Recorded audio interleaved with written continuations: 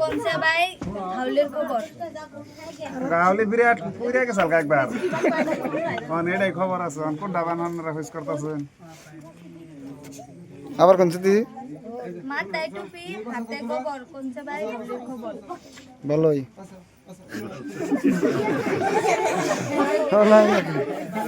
ভালো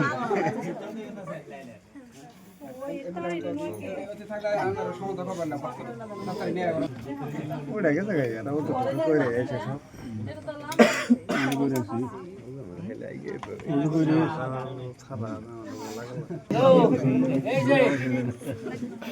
তাড়াতাড়ি করো মতান খারায় রাখো তোমরা